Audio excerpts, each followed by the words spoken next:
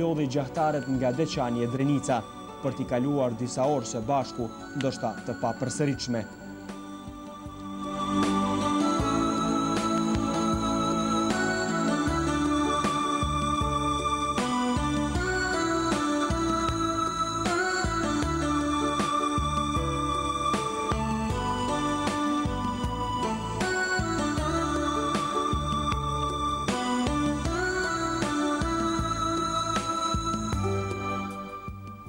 Territori në të cilën ndodhemi, do më thonë, është kompleksi i Gjuetisë, Duboçak, bën pjesë në masivin e bjezhve të Drenicës, përkatësisht të Skenderajt.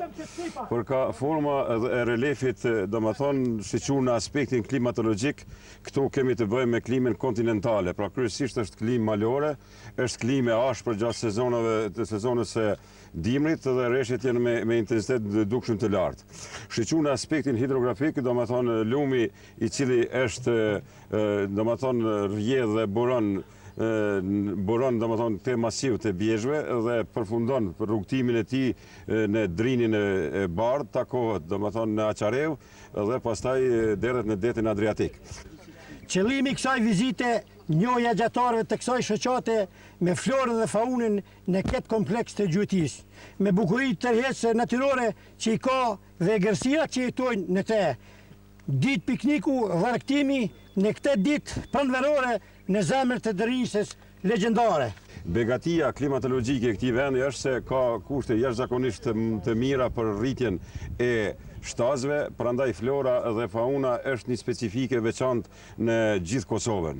Mirë, por kushtet klimatologjike kanë ndikimin e vetë edhe në personalitetin e njeriut që është pjesë përbërëse e këtij masivi.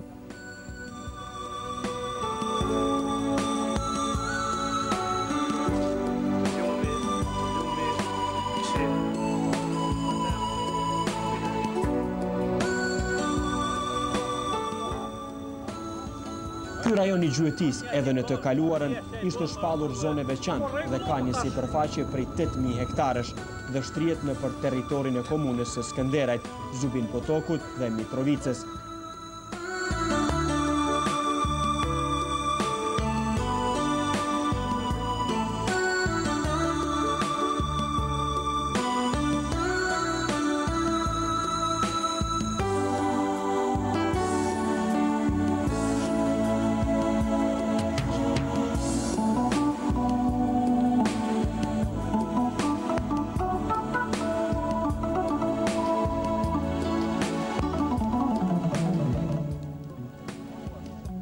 Në të kaluarën jo fort të largët, njësia punuese Duboçaku ishte parapar që të rrethohet me rrethoj, mirë po për shkak të rrethanave të krijuara, sidomos